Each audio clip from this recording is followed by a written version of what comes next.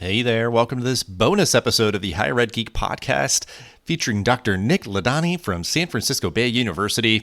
We're bringing this one out to you, kind of super special early bonus episode here to help inaugurate the MBA Pro Plus program at SFBU. So we talk all about that and just more about Dr. Ladany's perspective on higher education, advice for leaders and stuff as we usually do, but really just appreciate his kind of refreshing take on things.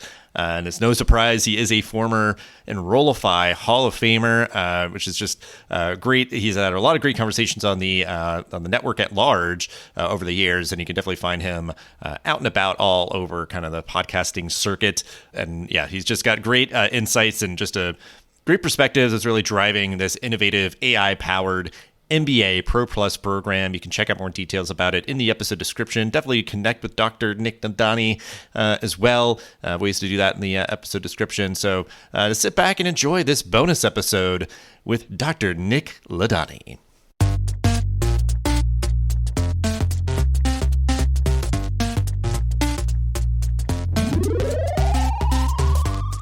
Welcome to the Higher Ed Geek podcast, where we explore the impact of EdTech on the student experience with engaging, fun, and relevant conversations that honor the wide range of work happening all across the higher ed ecosystem. I'm your host, Dustin Ramsdell. I've been working in and around higher ed for the past decade, focused on student support and digital experience. Join me every week for discussions with some of the best minds in education technology who will be bringing you their perspectives on how digital transformation is reshaping the way we recruit, engage, and graduate learners. You'll hear firsthand accounts of how institutional leaders are developing their strategy, as well as get deeper on the stories of how these EdTech tools are being built to foster better student outcomes. With that, let's get to today's episode. Hello, and welcome to this episode of the Higher Ed Geek podcast, episode number 346. Dr. Nick Ladany from San Francisco Bay University, SFBU, a previous Enrollify Hall of Famer. He has made his rounds around different Enrollify podcasts in the past, but this episode here, we're talking about their MBA Pro Plus program, which is brand new. Definitely check that out in the episode description, but really appreciated Dr. Ladany's just perspective generally on higher education. It was very refreshing, and I think I can absolutely see why he was a Enrollify Hall of Famer in the past. You're in for a treat for this episode. Thank you so much for listening to episode number 346 with Dr. Nick Ladany. We are here with two exciting privileges for this episode to help inaugurate something new that's coming out into the space. We always like talking about kind of new research and new initiatives or programs or whatever it might be from folks at institutions, at tech companies, and all that good stuff. But again, also, as I always say, a rare treat to have a president of a college or university on for this episode. I think this will be a really great conversation about strategy development, how you're thinking from that high level view and implementing it on the ground. Nick, if you want to briefly introduce yourself and your background, and then we'll talk about kind of your presidency and an exciting new initiative that you are developing. Terrific. Great to meet you, Dustin. Great to be here. My name is Nick Ladany. I'm the president of San Francisco Bay University in the Bay Area outside of San Francisco. I'm trained originally as a counseling psychologist, spent the bulk of my career at Lehigh University, and then at some point I decided to get into higher ed administration and impart change in a different way. And that's led me to a series of higher ed administrative positions. Before we get into talking more about the institution, your experience there and everything, I do think it's interesting when folks have unique backgrounds in terms of their subject matter expertise and your background where, according to LinkedIn, you are currently still board director with the California Psychological Association. So I think it clearly is something that's important to you. And just speak to that super quick as a follow-up of just like how you see kind of that background of yours in psychology blending into your day-to-day work at San Francisco Bay. I really like that question, Dustin, in large part because as a psychologist, and I've shared this with others, I use my therapy skills more as a leader in higher ed institutions than probably I did as a therapist. Having this background really enabled me to understand people in a unique way and really get me to a position where I can disrupt higher education and we can lead an institution where we're disrupting higher education in a meaningful way knowing that the students are the center of our intervention, if you will, at the educational level. Too often, I think in higher education, we're worried about more kind of the institution or the faculty, their staff, but really not the students. And understanding as a therapist what it means to know a client or a patient, and even in a family system, how they need to be paramount to what we're doing. And the interventions therefore have to be all encompassing and all surrounding that identified person. Yeah, I love that because I think part of it is there is like the joke of people where it's like you get your bachelor's degree in something and it's just, oh, I never use it anymore or whatever. And I think it's even like sometimes in those like maybe like intangible ways, for lack of a better word, the idea, like for me as a history major, I think it's like, you're like, oh, I want to know the context of why things are happening now and the way that they're happening or whatever else. So like the idea of, yeah, I think I'm still using it every day, not explicitly. I'm not always speaking in a way where I'm citing some treaty from the 1800s and its relevance to whatever. But yeah, that idea of like understanding people and even just that like kind of holistic perspective that you're speaking to, I think is really powerful and really unique. And I think certainly, yeah, that idea of like the disruption and innovation, we're certainly going to talk a lot about that in this episode as we kind of look ahead at what is in store for your presidency and your institution. But kind of looking back, you've been at San Francisco Bay University for about a little over 3 years, it looks like. Just talk about your presidency so far, any like moments that you're proud of, just kind of looking back, and then we'll start kind of looking ahead. Sure. What's really interesting about this position is it came along. I'd been a president at a small liberal arts college in Georgia, and I think I learned a lot, particularly through the pandemic, because I was appointed right at the beginning of the pandemic. So kind of jokingly referred to me as the pandemic president. But it taught me how to manage crises at a higher ed institution in ways that really we hadn't had to in the past. And frankly, that really led me to the position we're in now, which is we are having all kinds of disruption happening in higher education. And as presidents, we need to really react like it's a crisis and no longer just be seen like everything is status quo or some small incremental change from status quo is acceptable. Big changes need to happen because big changes are happening externally. And so when I got here at San Francisco Bay University, I was really brought here to build basically a university from scratch. We've been around 40 years, but we've had our own history of not really rowing with the rest of the tide, if you will, or the rest of the boats in higher education, but really focusing primarily on international graduate students. But I came here and basically they said, we have a significant amount of resources. We have about a $300 million unrestricted endowment. It's not even an endowment, technically it's a fund. Build a university, build the kind of university that we need right now in the spirit of the Silicon Valley, which meant that basically, and we really had very little infrastructure as a university, even though we, again, had been around for quite a while. Most of the work we had been doing was around international graduate students. So to build a university, we had to start with domestic, undergrad, grad, build out academic programs and so forth. So we've done a lot of that. So I think one of the first things I did was hire a bunch of folks in higher education who have a healthy disgruntlement with higher education. Kind of like myself, we know how higher education can change the world for somebody. We also know how higher education has not really been available to everyone in an equal fashion. So our job was to say, this is what works well in higher education. Keep that and everything else get rid of and rethink what we're doing. So we did a few things initially. We capped all our classes at 20. We know small class sizes make a difference. We kept our tuition at $10,000 or less a year. We offered complete wraparound services for all our students, including unlimited mental health, academic support services, and so forth. And we started not expanding to 60 majors, but instead we're going to keep it to about half a dozen or dozen interdisciplinary majors. We redesigned our core curriculum to really meet the needs of companies right now and what they're telling us about what we need to do or what they need for their workers coming in, how to hire them. So we've really changed, I think, what higher education is looking like. And some other things that we've been able to do is one of the first schools on the West Coast to offer a 3-year or 90 credit undergrad degree. And again, there's no magical reason why it has to be 4 years. 4 years was done 100 years ago. It was based on some Carnegie work. And largely, as we've learned over time, it was to give faculty something to teach. So one of the things, instead of saying, okay, we're catering to faculty, let's cater to students. 90 credits is more than sufficient to get students a major. and then get them a job, which is our goal, is to get them a job or get them into grad school. Those are the two goals, with a real understanding of how liberal arts, the true liberal arts, not what a lot of universities say, the true liberal arts can be integrated in a way that benefits the students for their entire careers. The other thing I should say is we train our faculty how to teach. The dirty little secret in higher education is faculty have never been trained in how to teach.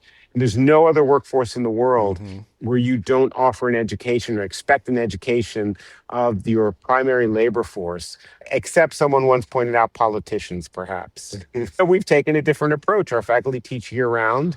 We pay our faculty, I think, better than any other institution to start. Our starting salary for faculty is around 120,000 a year. So believe we compete, we bring the best faculty in, we have high expectations of them, and they deliver. And they are an integral part of what we try to do. Those are some of the things we've been able to do so far, and we'll just keep pushing in that direction. Yeah, I appreciate you sharing many things that you're proud of, which is great. And I think those are all really important aspects of the strategy that I think every institution needs to be figuring out, kind of the ways that they're going to be throttling a lot of those similar sort of levers around cost, around time to completion, support services, and all those sort of things. And even with you mentioning politicians in a different kind of context, but the idea of that you're talking about well compensating your faculty, it is that idea of sometimes where conversations happen around folks like in Congress or whatever will want to get a pay raise, and that sort of discussion comes up, and the sort of counterintuitive notion is, yeah, we need to pay them enough so they don't want to do anything else except legislate or something. And that kind of comes up in my mind of, yeah, we should compensate these people well enough. And yeah, they're teaching all year long. Let's pay them a good salary so that they can really focus on that, versus it being like, yeah, I'm kind of getting table scraps over here, so I've got to have 3 or 4 jobs just to get by or whatever. So there's just some of those notions that I guess, again, might feel kind of counterintuitive to some people, but I think that's kind of what comes to mind for me and kind of has resonated. But I think, yeah, it almost sounds like you kind of had this luxury of almost this sort of a bit of a wide open vista and stuff, where it's just like, yeah, we kind of had this opportunity to build that infrastructure, bring people on, and kind of just rethink everything, frankly. Yeah, just that really focused amount of programs that you're teaching and how long they are and cost, whatever. So I think, yeah, that's all really refreshing to hear. And I think certainly tees up very well the thing that we're helping you to inaugurate here in the podcast. And I think we're recording this just on the precipice of it being officially announced. It is a new MBA Pro Plus program at SFBU, and just explain kind of what it is and how it came about. Because I think with what you were saying about kind of looking back, it seems like it does really embody a lot of good kind of your priorities were, so far in your presidencies. Yeah, just kind of build on that and kind of how this program came to be. Thank you for that. I think one of the things that was very important to us, as I mentioned earlier, is we're seeing what's happening in higher education. So how do we pivot when new things come along? And AI obviously is a new thing coming along. And you hear a lot of universities really resisting this idea, or AI, and oh my God, what's going to happen? And instead of understanding how it can actually, it's going to come at you whether you want it or not. Let it come at you and be part of that and make it for the good, the benefit of people. So what we said is, okay, let's go all in on AI.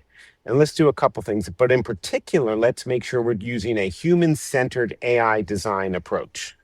And that human-centered design is critical for what we've done. And I wrote an article a few months ago for Forbes about basically, here comes the AI professor. And what we've done is create a series of, in essence, AI professors. They're actually our professors, but we're able to input content that they can offer, these mini lectures, if you will, but they're interactive. And they're neurodivergent sensitive, so the AI professor can match what's going on with the students. And the best way to think about it is anybody can teach Harvard Business School's model for negotiation. Here are the negotiation skills one must have. What we do is our AI professor will actually instruct what those skills are and answer questions like they're answering from a person. It looks like it's an AI, it's an avatar for what the student needs. Then the student, once they understand what those skills are, have to negotiate with an avatar AI boss for a salary increase. So using the skills they just learned about. So not only are they learning skills, the content, which has really been the center of what most higher institutions have done. Here's the content. We're saying here's the experiences. And not only do they have to experience it, they have to demonstrate how well they're doing and how proficient they are in the skills they just learned about. So they try it. If they don't do well, they try it again, or they miss some certain aspects, they keep trying it until they become proficient. That's the beauty of how AI can be used. Now, that doesn't mean they're devoid of faculty. They also are able to meet with human faculty who do the things that human faculty have always done best, which is mentor, provide career advice, build community, to help them develop a pro-social network that allows them to seek and get a job later in once they're graduated. So we are launching our first Pro Plus program, which is our MBA Pro Plus. We're offering the entire degree for $10,000, which really we think is competitive in the marketplace. It provides students these experiences that you can't get elsewhere. It's customizable. So let's say there's a company that wants IBM, say they want to offer an MBA for their folks. We can customize this MBA using examples from IBM so that IBM can offer their staff the opportunity to get this MBA. But apart from a company, the B2B market, if you will, the individual student market, we are offering them the opportunity to seek and get this MBA and learn the skills that are needed to be successful, and then demonstrate these skills through the coursework that they take. We launch it goes live soon, or has gone live by the time we finish this podcast and it gets sent out into the world. But we have a new starting date every month. Our first cohort starts September 1st. And then every month we have a new cohort that can start. So the students aren't waiting a whole semester before they start. They can take 4 to 8 weeks to complete the course, and they can go a little longer as well if they need to, but it's one course at a time. Sometimes students can take 2, but the idea is they can get their MBA in a year plus if they'd like, and then use that for either finding a new job, getting a promotion, getting a salary increase, learning new skills that allow them to do something else in their company or start their own business. We're in the heart of Silicon Valley, so students get the opportunity to come here if they want. It's all asynchronous from the avatar perspective, but from the in-person, they do have the option to come in or not. We can offer these synchronous human faculty interactions synchronously online, but we also have the opportunities for students to come into the Silicon Valley and be part of career fairs or be part of learn about our startup incubator if they're wanting to start up their own company. So again, grounding students with things that they need, but also making it affordable. And at $10,000, we think that's an affordable price for an MBA. Yeah, I appreciate you sharing all the context around that program. And I think it is really exciting. And it sounds like, I guess it's like a brief follow-up, because I definitely wanted to zero in on that price, because that affordability is just a thing that is just swirling around in political discussions and day-to-day discussions, just around so many different things. And I think, yeah, there's been a lot of other programs, MBAs or other disciplines, that have been disrupting on the tuition prices and everything. But it sounds like it's a way to focus in on that, because you're talking about teaching with AI and having that be a really kind of dynamic experience and a unique experience that I'm always excited to hear. We've covered a lot on this podcast and all the different forms and shapes that takes, but it allows students to, maybe iterate, practice a lot as much as they want or need to, and at feeling kind of dynamic and fresh and all of that. So I'm curious, maybe was the target always to have it be that explicit price, or this? And I'm just curious kind of how AI swirled in to maybe help enable that price to be something that you could achieve and everything. Because I think that's maybe what most people are curious about nowadays is, again, that sort of best of both worlds. You've got the faculty that they can meet with students and do all that, and then try to find those cost savings and at times ways to be more even effective in doing the thing that just maybe wouldn't be able to be done at all or as efficient without AI. Just how AI is enabling on more maybe the administrative side, the way to be able to achieve this tuition cost and even those frequent monthly starts and everything. I think that's also something I'm sure people are curious about, because that could definitely be a burden to folks to have to try to do that if it was all maybe manual, whatever else. Lots of different threads to pull here. Just feel free to go down whatever path of how AI is really enabling the efficiency and the effectiveness of this program in particular. I love the question, certainly. And I think I would say there's two parts to the answer. One is that AI does help us save on costs, but not really a lot. Where our real savings is, we don't do all the nonsense that most universities do. We don't have athletics. Most people don't realize that at least 10% of their tuition goes towards student athletics. If you're not a student athlete, you're not benefiting from that, but you're paying for it. But no one cares oftentimes what those men's golf is doing. It's all for the students in those sports. And what I will say is, and the argument's been made fairly, that student athletes tend to do better on average than the general student population. And that is true, but student athletes also get complete wraparound services for all their help around academic support and all the rest. So we said, why not do that as well? Why not do that as well for all students? And so you can do it for all students, which means they stick around, which means they retain. Our most recent, and these are small numbers, but our most recent fall to spring retention was 99 point something percent, but it was basically we lost one student. But more importantly, if you retain students, they graduate, which means that they are paying tuition their full experience. The average graduation rate across institutions is about 50%, which is insane. It's an F based on any standard criteria. In fact, universities now use a 6-year graduation rate as a metric of success. That's also nonsense and insane. And what we've said is we want to do a 3-year graduation rate. And if we focus our costs not on deferred maintenance, not on the grand lake or the lazy river on campus, and really focus it all on our students, we can actually save up quite a bit of money on what we're charging our students. Remember, our students are paying for everything at most universities. They're paying for the football team. By the way, football, except for a dozen schools, loses money, millions of dollars every year. Universities don't like to talk about that. And they believe that somehow that is what's attracting students to the university, which I think is just a false analysis and really is not data-based. It makes certain alums feel good, maybe, or certain trustees who are former athletes feel good, but it really doesn't make a difference for the university. And so I think, or for the students themselves.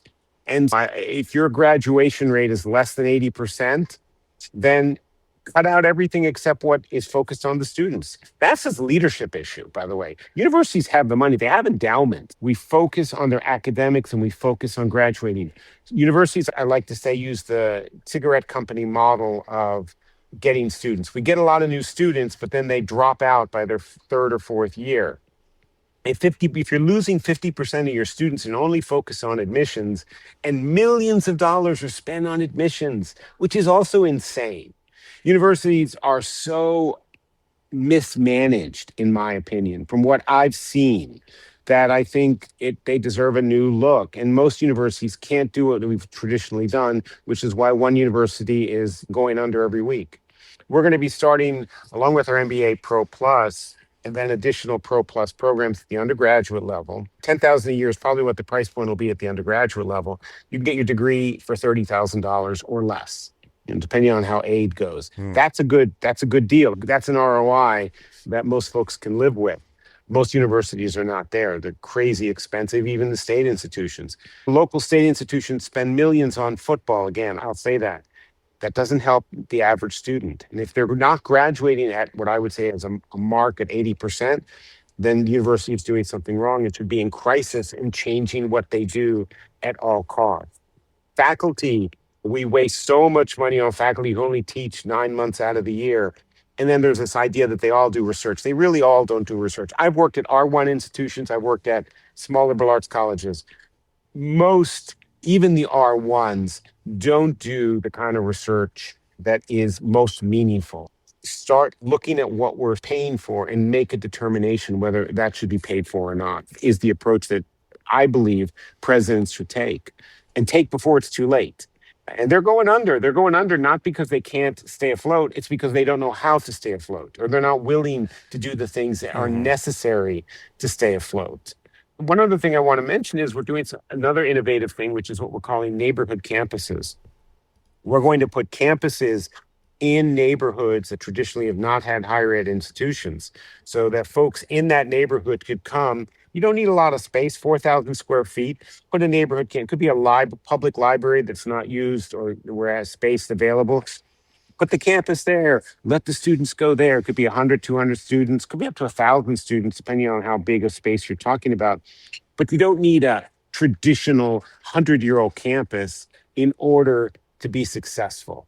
What we're saying is you can be successful as a campus without all the frills. Because frankly, in higher ed, I think it's been a race to the superficial in terms of what they're offering students. I also like to say campuses are traditionally asking students to have high expectations coming in, but to lower their expectations greatly by the time they arrive. Yeah, it's quite the line, which I think is true. And so much of what you said is the tough love and the hard truths that I think are really what institutional leaders are having to grapple with and need to interface with more readily. Because I think, yeah, there's so much that's just a kind of set dressings around the main thing, like teaching students, retaining them at a high level and graduating them at a high level. And I think just trying to find ways to, like you said, just be really just almost radically on the idea of, okay, we're subsidizing these things that are just like draining money and don't add to the student experience. And it just is the idea too, what's resonating with me, like you're just extrapolating all these sort of your kind of perspective on so many things, which I absolutely totally agree with. So it's really awesome to hear.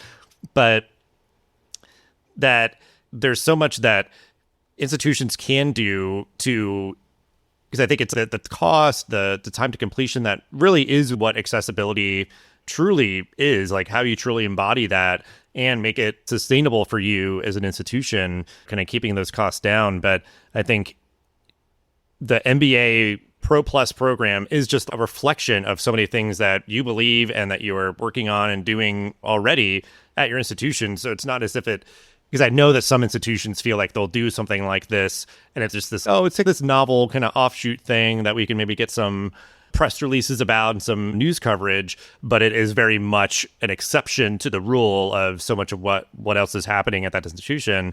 But that's the kind of, at the end of the day, what I think is really great is that this new program is just reflective of your institution and your values and everything. So it's something that you can really capitalize on. And it sounds like you already are thinking in that way of how can we bring this to the undergraduate level. And even in a way, it's channeling it out. And I've always loved that kind of perspective and thought there's a lot of potential there. The kind of satellite planting a flag somewhere and extending your reach in a much more, I think, warm and endearing way, because I think everybody wants to be the whatever global campus or whatever. And I think certain brands can do that and we'll have some success there. But I think certainly that idea of acknowledging that as there are deserts for other things, like there could be like a higher ed desert as these institutions close and whatever. It's like, hey, let's come in and plant a flag and be like, hey, we're here. We're going to bring you in. And just knowing that experience is super valuable to some students. And just introducing yourself and kind of building and sustaining relationships with the community in a very different way that I think is very positive. I think you've already kind of answered some of the questions of how this is embodying a lot of the work and things that you're doing at the institution. And I'm just really excited to see we're speaking and just to put us in time and space, like before kind of the big official announcement. So I'm manifesting this for my future self. Excited to see, I think, folks that are going to be engaging with this type of program and start to get to know, SFB more like I am. And just, I think it has so many great lessons and things that other folks, other hired leaders can learn from. So we will embody that to end the episode, as we always do. Whatever advice that you would have for higher ed leaders navigating this moment. I would say that find the courage to do what you know is right in your heart for students. That I think most higher ed leaders are status quo leaders. They may make incremental change, but they're not making the change that's going to benefit their institution in the long run. And that means educating the board, educating your staff and faculty, and being bold and not being afraid of not being successful. Be bold. Put yourself out there. You know what's right. That would be the big advice I would give. I'll give you just this one last example too. We said, hey, textbooks, why are people paying for textbooks? There's a lot of open education resources right now. So we went textbook free. Our students don't pay for textbooks right now. That's because we learned that textbooks are not needed in the way that traditionally have been used. And that's just that's a small example, but it's an important example. And I would bet you right now, I'd probably win a lot of money that most universities couldn't even come close to doing that, because the faculty would resist, the administration wouldn't want the headache, the board would think it's irrelevant to the mission. What we're saying is be bold about the mission you want. We are trying to do something. I like to say too, we are a bipartisan love child. Not everyone likes when I say that, but it's basically we're affordable and accessible. Both conservatives and liberals have it right. Higher ed is largely broken and should be fixed, but can be fixed. Don't be afraid to do something that makes a difference and really can make generational change for people. Yeah, I think that I totally get it. You're just going to turn to phrase certainly what the priorities could be summarized for on both sides of the aisle. And I think that certain institutions, if they're being honest with themselves, aren't doing either very well. That idea, they might espouse that those are values and things that they feel are important and all of that. But because I think even with sometimes if they say like we're competitively priced for tuition that they like, but we also have all these fees and you have to pay for textbooks and you have to whatever. And so it's like you have the sticker price, but then it's all the other, which again, I think everybody hates when it's that sort of idea. You're like, wow, that's a great deal. But then it's like, actually, have to charge you all these fees or whatever, whether it's higher ed or otherwise. But yeah, so much is swirling in my mind because I just love kind of your perspective and how you're talking about things and all the sort of details. I think all the details matter again, because that's with what I was trying to say there, of the idea of we are, yeah, all things considered, it's going to pale in comparison to the price of tuition. But the idea of reshaping every aspect of the student experience with these sort of really kind of high-minded values and not having it just be, just the sticker price of things, but then everything else kind of suffers or, kind of undermines that. But the idea that so many institutions are essentially like the Titanic, huge ships, difficult to move, way too much ridiculous kind of set dressing and all that, and they'll just be really overconfident, but end up hitting the iceberg and kind of going under because, they're like, I don't know, everything just seems to work out eventually. Yeah, we've got all this debt. Yeah, we've got students, our enrollment, our retention, or graduation rates are like declining or stagnant or plateauing or whatever. So I think, that idea of, I think with how your institution seems to be able to operate is just more nimbleness. You're just freeing yourself of so much of this weight where it's always existed. So it shouldn't just always continue to exist. It's not natural law. We can just decide to change things and everything. And I love seeing stories about those sort of things where it's, we had these old tennis courts that nobody was using. We're going to make them into this urban farm and make it a learning experience for students. And I'm just like, yes, that's great. A space that was just gathering dust or whatever, it can be, look at that as having potential versus just being a blemish or whatever else. Just any final words as you can reflect on all of this and anything else that you might want to share or highlight as we wrap up the episode here. I think my final words would be that at San Francisco Bay University, we are trying to be a model for what other institutions can and should be. They don't have to be exactly like us, but we need to, if we can demonstrate the effectiveness that we believe we're already seeing to other institutions, then the other institutions can say, we can change also. They may not do it exactly the same, and that's perfectly legitimate. In fact, I hope they don't do it exactly the same. I hope they do it, follow some things we're doing, be bold, be creative, be innovative, and make a difference for your students. That would be my hope for the future for what we're trying to accomplish. I love it. And I think, I definitely give you kudos for recognizing that you can be this role model or way to embody and practicing what you preach and all that. Exciting to hear your perspective on so many things. Excited for kind of what is to come with your forthcoming programs and everything, and ways to connect with you, SFBU, and this new program in the episode description. So definitely encourage folks to check that out and reach out, keep the conversation going. But thank you so much for coming on and sharing all that you did. Thanks so much, Dustin. It was great to meet you. Thanks for listening to the Higher Ed Geek podcast. This show is a proud member of the Enrollify Network, home to Higher Ed's largest collection of podcasts. Enrollify is where higher ed goes to grow. So be sure to check out our other podcasts, webinars, video clips, blogs, and more.